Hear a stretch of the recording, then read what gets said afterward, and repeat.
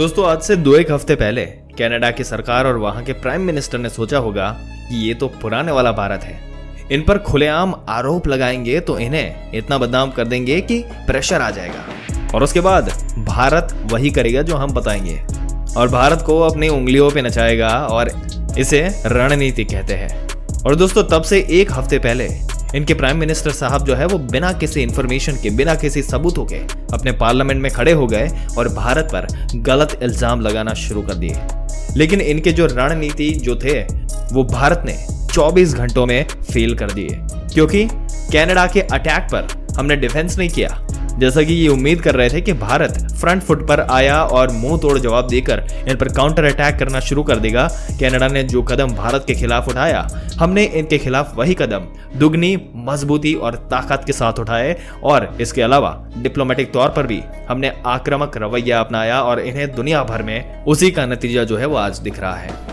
दोस्तों कनाडा की सरकार और प्राइम मिनिस्टर दुनिया भर में दर बदर भटकते दिखाई दे रहे, लेकिन कोई भी इनके साथ आने को तैयार नहीं है।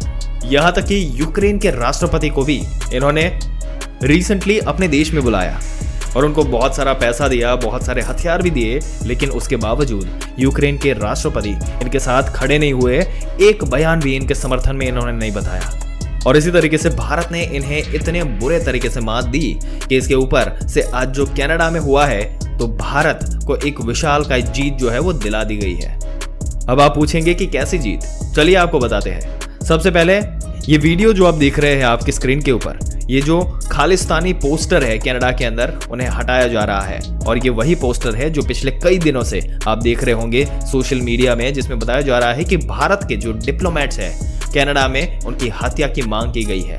अब आप सोचिए कि ऐसे पोस्टर पिछले कई दिनों में लगे हुए थे कनाडा में, लेकिन कनाडा की सरकार इन्हें हटाने को तैयार नहीं थी।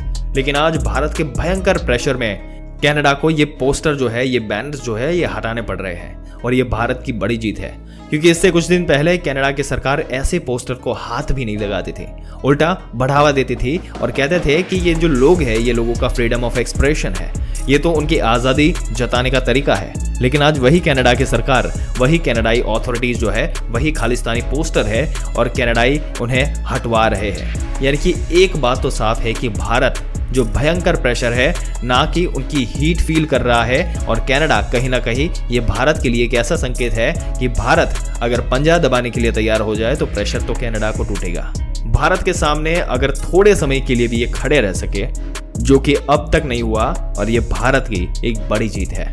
और दोस्तों अब आप स्क्रीन पर देखिए, भारतीय मीडिया में ही रिपोर्ट निकलकर सामने आई है कि भारत सरकार ने अथॉरिटीज को कह दिया है कि कनाडा, ब्रिटेन, ऑस्ट्रेलिया और अमेरिका, इन चारों देशों के अंदर खालिस्तानी एलिमेंट को आइडेंटिफाई किया जाए और उनकी एक सूची बनाई जाए। क्यों? क्योंकि इस सूची में जितने भी लोग होंगे उन सबके IOC कार्ड जो है वो कैंसिल किए जाएंगे। अब IOC कार्ड क्या है, तो इसे कैंसिल करने से क्या होगा वो आपको फटाफट समझा देते हैं। दरअसल कई ऐसे भारतीय होते हैं जो भारत से दूर देशों में, जो वहां पर पढ़ने के लिए चले जाते हैं, अमेरिका के अंदर दूसरे कंट्रीज में जाते हैं, वहां पे उनको भारत की नागरिकता छोड़नी पड़ती है। पर ऐसे लोगों को नागरिकता ना छोड़नी पड़े, इसलिए इनके लिए OCI कार्ड जो है वो बनाना पड़ता है। वो OCI यानी कि सिटीजन ऑफ इंडिया कार्ड, जिसके तहत लोगों को ऐसा कार्ड दिया जाता है। और भारत हाल ही में इसी तरीके के जो डिसीजन जो है वो ले रहा है। दोस्तों आपके क्या विचार है भारत की इस विक्ट्री के बारे में? अपने विचार हमें कमेंट करके जरूर से बताइएगा।